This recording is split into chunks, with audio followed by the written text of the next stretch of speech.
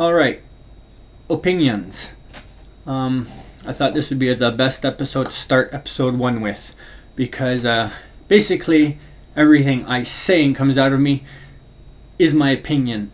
Doesn't matter what it comes down to. So again, I like again, because I've made other episodes before actually making this one, just I haven't aired any. So my old dictionary here, the Oxford English Dictionary, states early 1900 opinion, judgment or belief based on grounds short of proof, provision. Hang on here, I don't need to read all this. There's a lot written here. I'm just trying to views or sentiments, especially on moral questions. Okay. Now I'm just going to maybe try to give a little close-up for the people. It's down here. It's that entire, okay, there, boom. Get it, pause. And hang on, there's a little, wait, up here. Oh, under my fingers on that side. All right, if you can, yeah, you can get that too. Very little error. Oh, I just had a paper drop out, which I didn't want. I have a lot of papers here anyways. You can always see, and there's some sticking on the side there. Anyways, basically, that's what my old one. Now, the new modern day dictionary here, it's not as big, and the word they here for opinion is very small. It says a belief, attitude, or viewpoint. And then it just gives you basic definitions. Anyways, opinion is right. Close up. There, you can read that. Boom.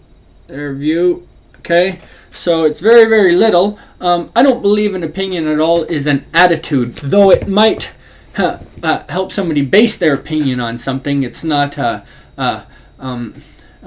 opinion itself. Now, I do believe the word belief, when you're going to use it the way they're using it, and I know the way they're using it, it's essentially opinions are formed 2 ways, and they say it real well in my old dictionary, morals. Okay, that's how your opinions are formed. It's from your morals. So if your opinion, there's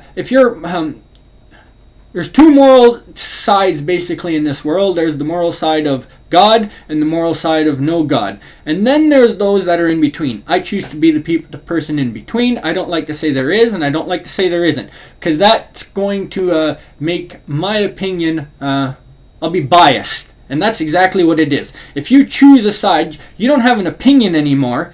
You have a you're being biased. So you can't say it's an opinion. It's a bias, I guess, is exactly how you would just say it. Anyways, if your belief on something is due to your God, you cannot have an opinion. It's something you've been told already basically to believe. So if you've come across that, if you don't choose that one side, now again, the best way to say it, if you can't prove it's a fact, like they say, it's short of proof.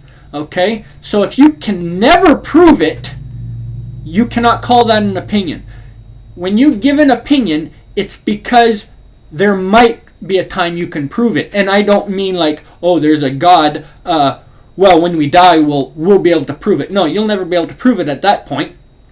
When a doctor talks about cancer and they say, if we use this as a treatment, we may be able to cure cancer, this is my opinion. Well, when they go and test their opinion and it gets tried, then we find out it works or not, and if it does, then it becomes a fact. So that's what an opinion is. It is something that could become a fact in the reality, in the realm of a human's life, if you would think about it, not in something that would be you want to try to explain over millenniums or something like that. Now, to say it was an opinion of mine, to say basically, if I use the old dictionary and I go in here, I cannot find the word homosexual. It's not in here in the old dictionary. Okay, now this is a very I'd say godly driven, because it's old and it's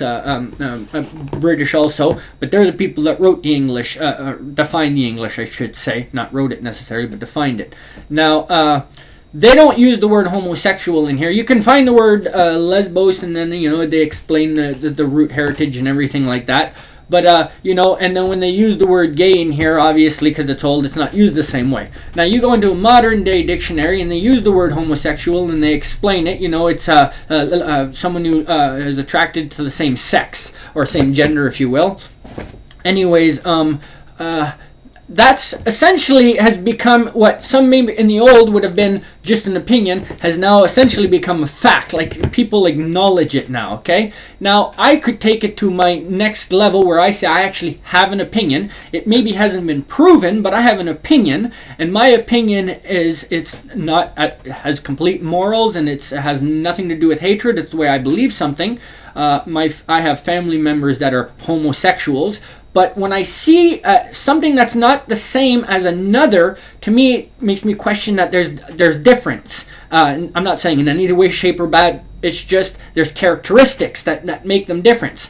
Now, I tried to look up the word again. You look up the word fag or faggot, and it's F-A-G or F-A-G-G-O-T. Now, that means a bundle of sticks, essentially, or a cigarette. Basically is what it means. Now, we've taken it to the extreme to try to use the word as a form of hatred word.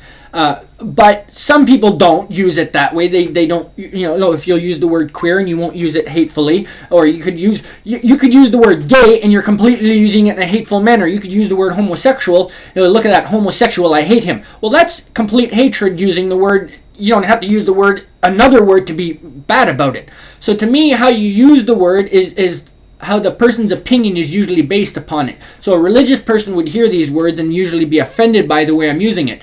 And there are homosexuals that believe in God, so they'll be generally the ones more apt to be offended by those words because they associate it with already badness because of their religion. Not all of them. There'll be others that don't believe, and they just have been brought up to be taught that word is evil, and so puts their belief on something. Now, my opinion is that there are at least, and I could be more, but at least I've observed 4 kinds of homosexuals. And to me, saying lesbian than gay, because if you go and look up gay, it just says to like, it doesn't actually say a man that likes a man. But if you look up lesbian, it says a woman that likes a woman. So it's, it's funny. Most people assume gay means men that like men, but we'll also associate with women that like women. Lesbian is strictly talking about women that like women. So in my mind as well, we have to more define it. You can't call women gay. To me, that just doesn't, that goes to the men. But when I see I want to use the word flamboyant, they talk, you always see their hands always like this or like this, and they have characteristics that are just, they act completely feminized, but they still, you can clearly see that they're still being a man, but they have so many feminine characteristics. I don't think they're gay anymore. I think when you can't tell that person is gay, he looks like a man, you'd think he was heterosexual, that to me is a gay person. When you find out, oh, you actually like men, I did not know that, oh, you're gay. Now the ones that you can tell, you clearly they stand from a mile away in pink shirts and you can just tell that they're that way, those to me I would call a fag, F-A-G-G. Now I've changed the spelling in my mind because I can't find it in a dictionary, but I also I don't want to even put it with the badness of anything. So to me, that becomes my way of looking at those 2 characteristics. And then, especially because I have females, only females. I don't actually have gays in my, males that are in my family that I'm been around to say that are homosexuals. But I have had 2 females, my sister and my aunt, who have done that, and or doing that, I should say. Now, my aunt, again, I'd call her a homosexual, but I wouldn't say she's a lesbian. Now, to me, a lesbian, in my mind, goes to you wouldn't be able to tell. She looks like a woman, acts like a woman, everything. And then they tell you I actually like women, and you go, oh, I never would have guessed that, because they don't come across that way. Now, when you see the ones that I don't want to use, I could say the word butch, they dress like a man, you'll never see them in a dress, period. And I could use case point Ellen DeGeneres on TV, and when you look at her wife, Portia, very, very feminine, very, very masculine, but not in bad ways or anything like that. Ellen's awesome. Anyways, to me, that is a lesbian. And then I actually looked up the word, and if you look up the word dyke in the old one, I was spelling it like Dick Van Dyke, the name. D-Y-K-E is how I spell it. And it actually says see dyke, D-I-K-E. So when you look up that, it just tells you, basically, if you know what it is, it's just it has to do with water. Anyways, just to be quick, and in here, it doesn't have anything to talk about it even. So to me, it was like, to me, a very masculine homosexual woman is a dyke in my mind, like my aunt is, and then a very, very complete female is to me the lesbian. Now that's the way I can define the two homosexual females and males. Now, the reason I base that opinion is because when I've seen relationships work and not work, I can use my family as an example, is that I've always seen it's better when you see a masculine and a feminine come together. And I mean that on both sides. That when there's those two chemistries that come together, that's what I've always seen make a good relationship. Now, I'm not saying that's a guarantee how it's going to work.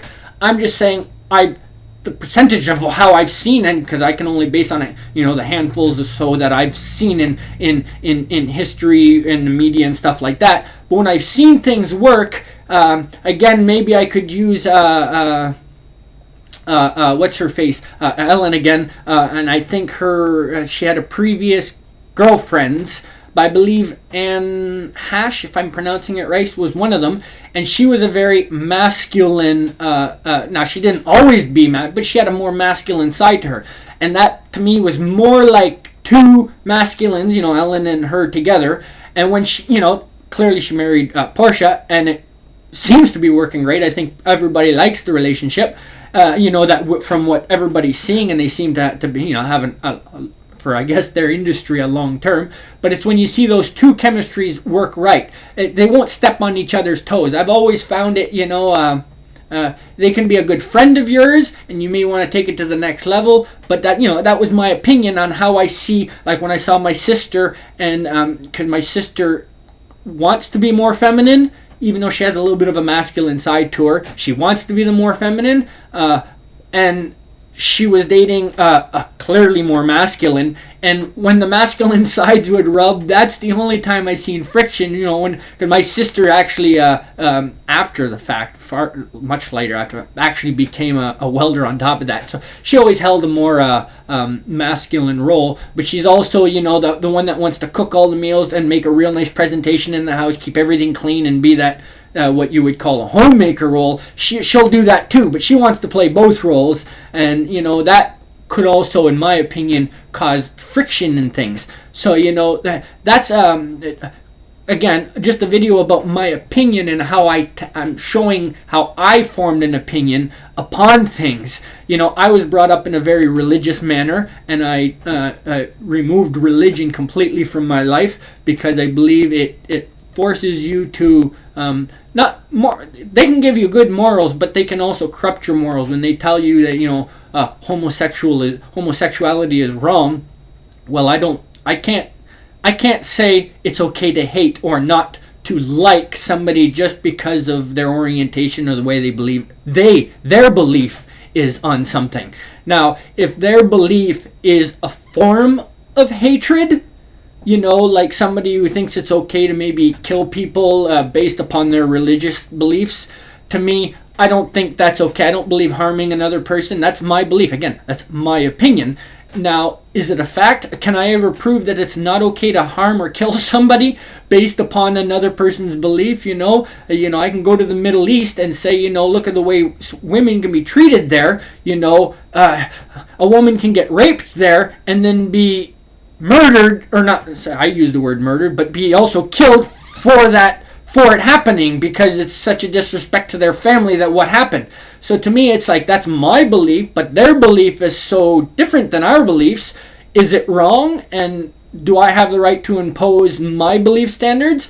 Now, I think our only, as humans, rights with our opinions is to give people places to have the right to their opinions and not tell them they have to stay in that place. Because if you want to change a place in your life or not be somewhere where you believe those morals and those ethics are necessarily right, you can move. You can do it, and I come from Canada, and you can go and there's community little areas everywhere where people, and I know in the United States, it's the same way over there too, where you can go like to New York and you'll have like the Little Italy, it's a lot of Italians there, and generally Italians, you'll have a lot of Catholics, so you'll have a lot of them, their same beliefs will be all in the same area. Now, problem is when those beliefs in areas start to collide, and that can be just, you can see it in countries themselves. And now one country wants to oppose their beliefs or their opinions upon another. Now, if you can't agree upon it or you can't prove it's going to be a fact, this is where I just think right away you can't take it there. You can't oppose, you can't, even when it comes to your own children, you can't tell your child something's wrong if you can't prove to your child it's wrong. If your opinion, my opinion is don't put your hand on the stove, it's hot. Until the child touches it, it's not going to really know. It's not a fact. The day it touches the stove and realizes it's hot, my opinion just became fact to that child. So, do I punish the child for going near the stove and about to touch it? No, you can't do that. All you can do is tell them what your opinion is, and hopefully, put yourself, not to say in harm's way, but you don't grab a child's hand and go, don't, that's hot. Well, say it's negative reinforcement. I don't even believe it's, positive or anything like that. You can't harm to teach that you're going to be harmed. And I believe that's a problem that starts from childhood right up to adulthood, into politics, into governments, where somebody will be penalized for a way they've either been brought up or taught to believe. You could use this in poor I don't want to say poor countries, but it's a good way to say countries, but you can also say poor parts of big cities, where people are just brought up to believe this is the way a life is, and you got it, and then we question it, and you lock up people because they do things different, and I'm not talking because people are stealing or something like that, but maybe because people are selling drugs. Well, if you were taught you saw your parents doing it their whole life, and they made a living somehow off of it, and you were just taught that was all right, you can't see that it's bad. You can be, I don't want to use brainwashed, but forced to believe that it's bad at one point because it's that way, or put into jail, or put into even worse than that, if you're going to be put into treatments, and maybe you're a person that's never ever going to see that other side, but they're going to keep treating you like you're sick, if you will. I don't want to say somebody that's a drug addict, it's okay to be a drug addict. I don't believe that. I believe there's far more issues, but I don't believe it's that person. Because once a person has been made from a child, you can't all of a sudden think their opinions and morals are going to change. What they might do is act in front of you like their opinions and morals have changed. But your opinion, like using the word moral, comes from that. So unless you change somebody's actual morals, you can't change their opinions, because they're the belief that they've been brought up with.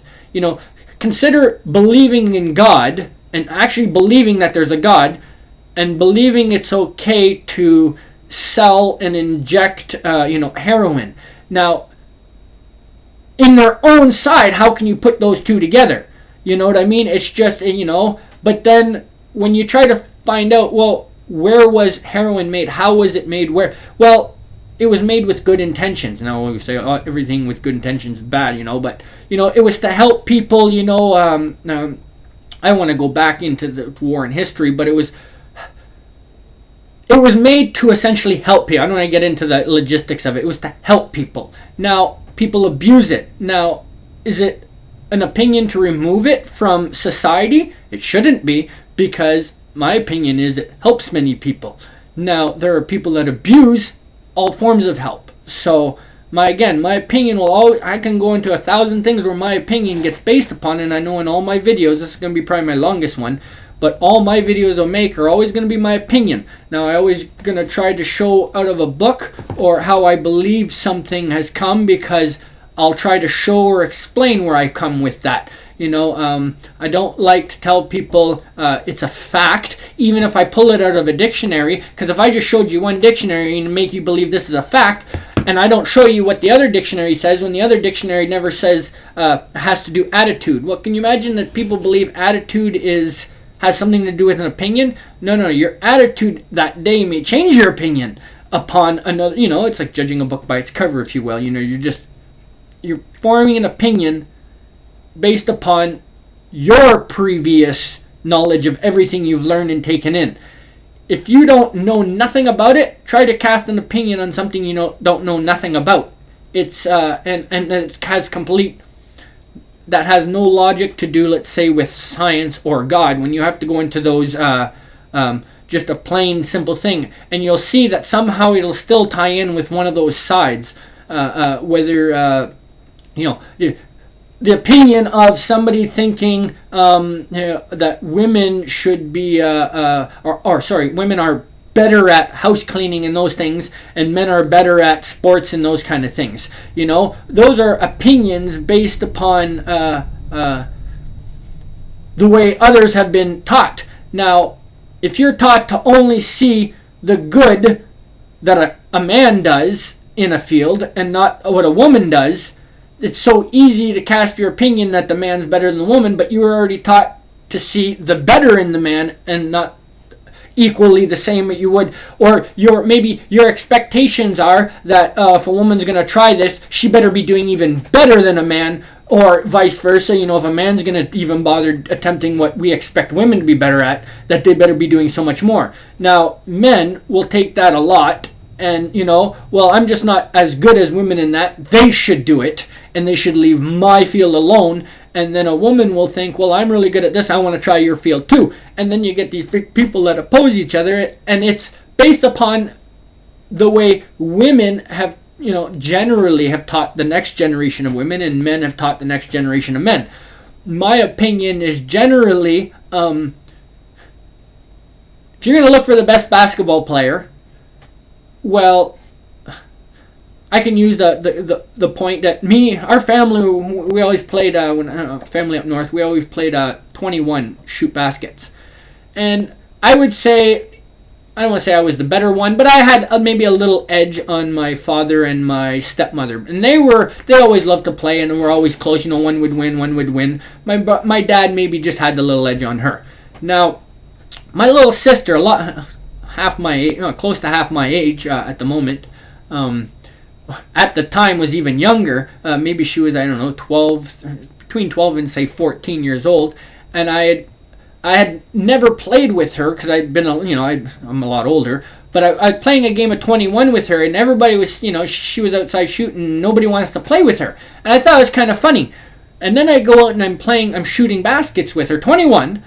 And I think we played maybe 6 or 7 games. And I think she missed 5 baskets and all. There's one game she didn't even miss any of the baskets.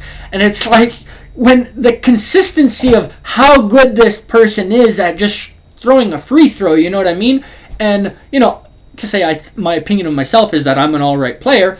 Well, she blew me out of the water. This is my little sister, just turning teenage or whatever, you know what I mean? And to me, my opinion of her is, hey, you should take this on as far as you can because of, and she's more built for sport girl. If you were gonna, she's not flimsy or not little chicken legs or anything. She's built to play basketball or even I know she used to play soccer too, but she's made to not to say be physical where you're harming somebody, but that where you can kind of hold your own ground kind of sports. She's built for that, and she has a mind and an accuracy that is phenomenal in my mind. That's my opinion, but it's based upon fact now because I actually, I've seen her play and I've seen her shoot and I've seen what she can do. So to me, my opinion upon women is because I've seen and allowed, the ability to see it. Whereas my father doesn't want to play with her because he loses all the time.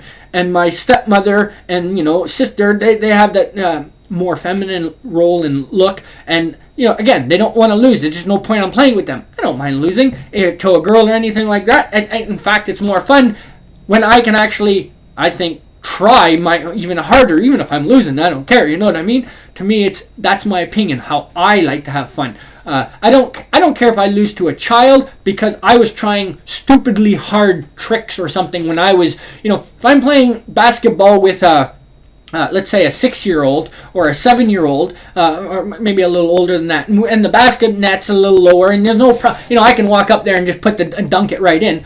I don't find a point to sit there and make the kid feel bad. Let the kid actually play his game and play a complete game of your own. That's my opinion on how you treat the situation. Now me, I'm going to be doing through the legs and crazy over the arm shots and halfway from the court. I'm going to do shots that are going to be so hard to make that it's going to make the game so close no matter what. And to me, that's what will make me a better player in the long run, as well as show a child what can be done with the game. And if you just keep trying, eventually you're going to land it, and then you land it a little more often. And, it's really hard to play that way when you're playing against another person of your skill level and try to be all those creative, to me it's like watching the All-Star. My opinion is watching All-Star games in almost any sport is always the best, because you never watch them trying to hurt themselves or screw the other. They let them have those awesome shots, those awesome rebounds,